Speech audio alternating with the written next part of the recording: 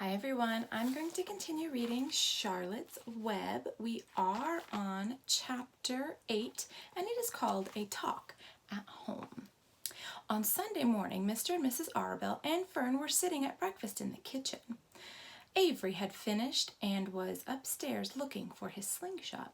"Did you know that Uncle Homer's goslings had hatched?" asked Fern. "How many?" asked Mr. Arabelle. "7," replied Fern. "There were 8 eggs, but one didn't hatch, and the goose told Templeton she didn't want it any more, so he took it away." "The goose did what?" asked Mrs. Arabelle, gazing at her daughter with a funny look. "Told Templeton she didn't want the egg any more," Fern repeated. Who is Templeton?" asked Mrs. Arabelle. "He's the rat," replied Fern. "None of us like him much." Who's us?" asked Mr. Arabelle. "Oh, everybody in the barn cellar. Wilbur and the sheep and the lambs and the goose and the gander and the goslings and Charlotte and me." "Charlotte?" said Mrs. Arabelle. "Who's Charlotte?" "She's Wilbur's best friend. She's terribly clever." "Well, what does she look like?" asked Mrs. Arabelle. "Well," said Fern thoughtfully, "she has 8 legs. All spiders do, I guess." "Charlotte's a spider?" asked Fern's mother, and Fern nodded. "A big gray one. She has a web across the top of Wilbur's doorway. She catches flies and sucks their blood. Wilbur adores her." "Does he really?" said Mrs. Arabelle, rather vaguely. She was staring at Fern with a worried expression on her face. "Oh, yes, Wilbur adores Charlotte," said Fern. "Did you know what Charlotte said when the goslings hatched?" "Well, I haven't the faintest idea," said Mr. Arabelle. "Tell us." "Well, when the first gosling hat stuck its little head out from under the goose, I was sitting on my stool in the corner and Charlotte was on her web. She made a speech. She said, 'I am sure that every one of us here in the barn cellar will be gratified to learn that after 4 weeks of unremitting effort and patience on the part of the goose, she now has something to show for it.' Don't you think that was a pleasant thing for her to say?" "Yes, I do," said Mrs. Arabelle. "And now, Fern, it's time to get ready for Sunday school. And tell Avery to get ready. And this afternoon you can tell me more about what goes on in Uncle Homer's barn. Aren't you spending quite a lot of time there? You go there almost every afternoon, don't you?" "Oh, I like it there," replied Fern, and she wiped her mouth and she ran upstairs. After she left the room, Mrs. Arabelle spoke in a low voice to her husband. "I worry about Fern," she said. "Did you hear the way she rambled on about the animals, pretending that they talked?" And Mr. Arabelle chuckled. "Well, maybe they do talk," he said. "I've sometimes wondered. At any rate, don't worry about Fern. She's just got a lively imagination. Kids think they hear all sorts of things."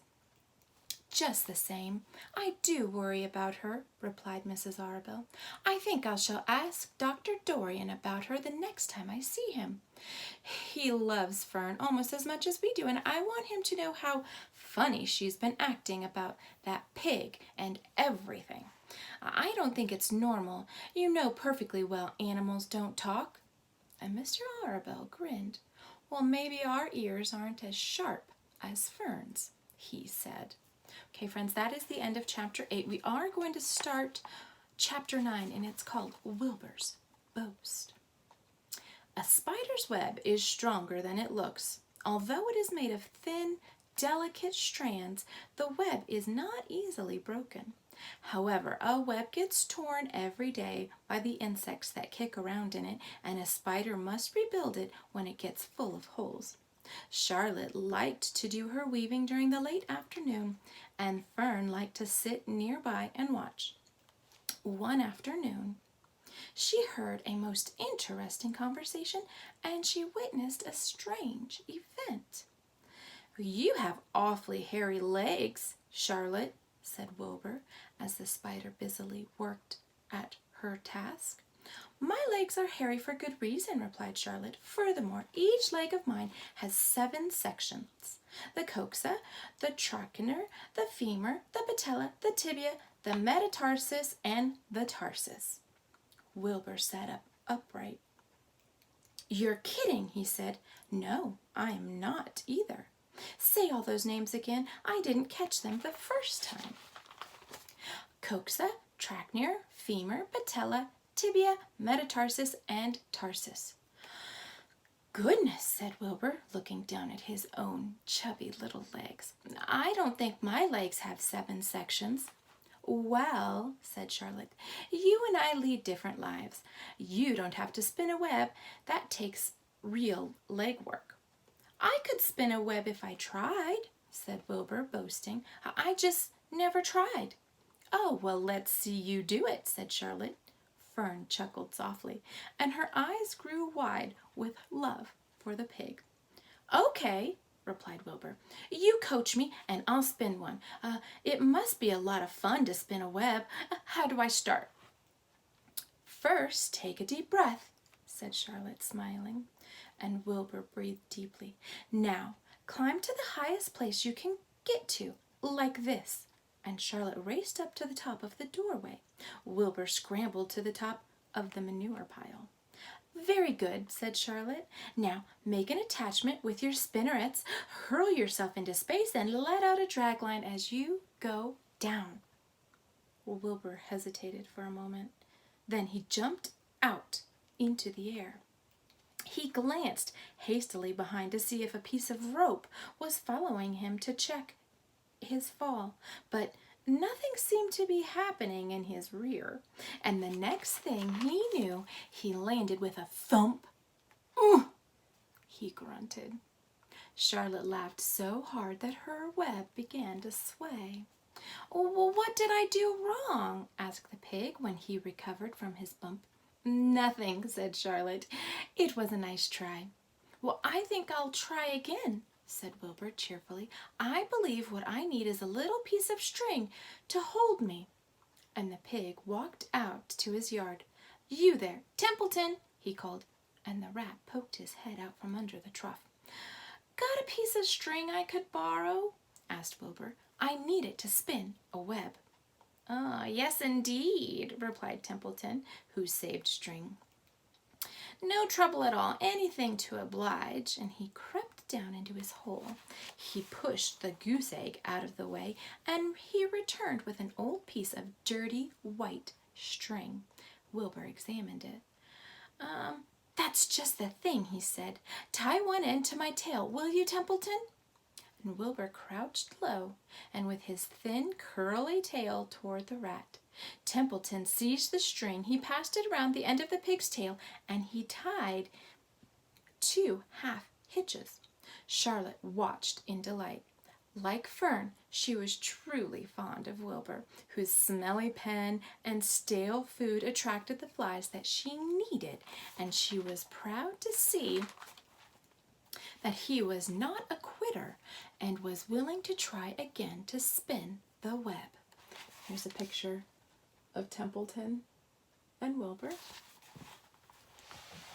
Wow, the rat and the spider and the little girl watched. Wilbur climbed again to the top of the manure pile, full of energy and hope. Everybody watch, he cried, and summoning all of his strength, he threw himself into the air head first.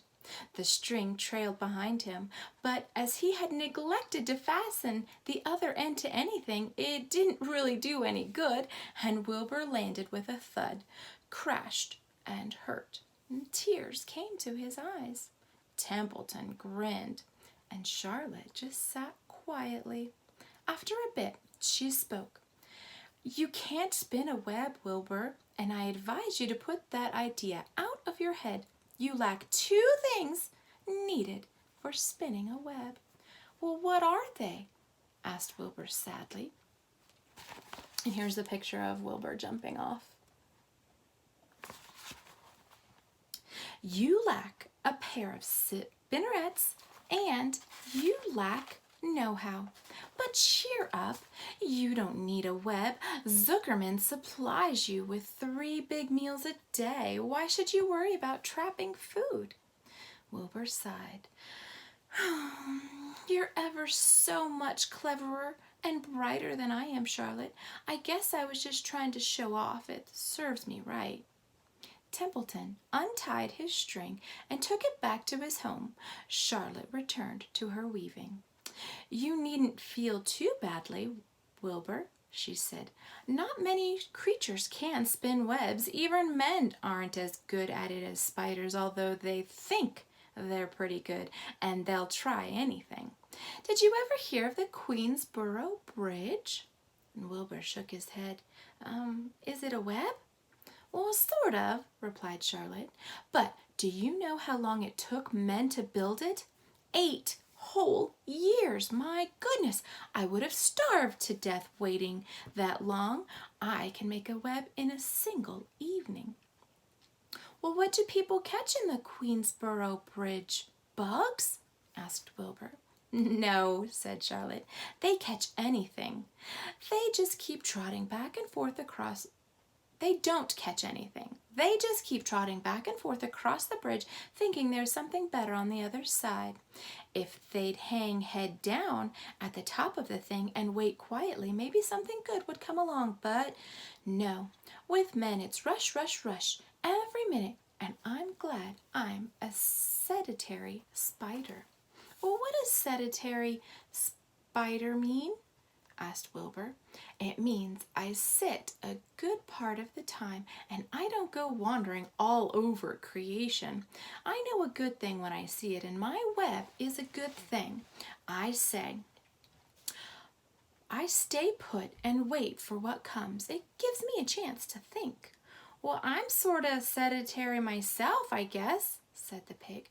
I have to hang around here whether I want to or not. You know where I'd really like to be this evening? Where? In a forest, looking for beech nuts and truffles and delectable roots, pushing leaves aside with my wonderful strong nose, searching and sniffing along the ground, smelling, smelling, smelling. You smell just the way you are, remarked the lamb who had just walked in. I can smell you from here. You're the smelliest creature in this whole place. Wilbur hung his head. His eyes grew wet with tears. Charlotte noticed his embarrassment, and she spoke sharply to the lamb. Let Wilbur alone, she said. He has a perfect right to smell considering his surroundings. You're no bundle of sweet peas yourself. Furthermore, you are interrupting a very pleasant conversation. What were we talking about, Wilbur, when you were so rudely interrupted? Oh, I don't remember, said Wilbur. It doesn't make any difference. Let's not talk any more for a while, Charlotte. I'm getting sleepy. You go ahead and finish fixing your web, and I'll just lie here and watch you. It's a lovely evening. And Wilbur stretched out on his side. And twilight settled over Zuckerman's bar, and a feeling of peace. Fern knew it was almost supper time, but she couldn't bear to leave. Swallows passed on silent wings in and out of the doorways, bringing food to their young ones. From across the road, a bird sang, "Whir-purr, whir-purr," and Lurvy sat down under an apple tree and lit his pipe. The animals sniffed the familiar smell of strong tobacco. Wilbur heard the trail of the tree toad and the occasional slamming of the kitchen door. All these sounds made him feel comfortable and happy, for he loved life and he loved to be a part of the world on a summer evening. But as he lay there, he remembered what the old sheep had told him. The thought of death came to him, and he began to tremble with fear. Charlotte, he said softly. Yes, Wilbur. I don't want to die. Well, of course you don't, said Charlotte in a comforting voice. I just love it here in the barn, said Wilbur. I love everything about this place. Of course you do, said Charlotte. We all do. And the goose appeared, followed by her 7 goslings. They thrust their little necks out and kept up a musical whistling like a tiny troop of pipers. Wilbur listened to the sound with love in his heart. Charlotte, he said. Yes, said the spider. Were you serious when you promised you would keep them from killing me? I was never more serious in my life. I am not going to let you die, Wilbur. Well, how are you going to save me? Asked Wilbur, whose curiosity was very strong at this point. Well, said Charlotte vaguely, I don't really know, but I'm working on a plan. Okay, friends, that is where we are going to end today. We are in the middle of our chapter, Wilbur's Boast, and we will say, done, done, done. Have a good day, and I'll see you later.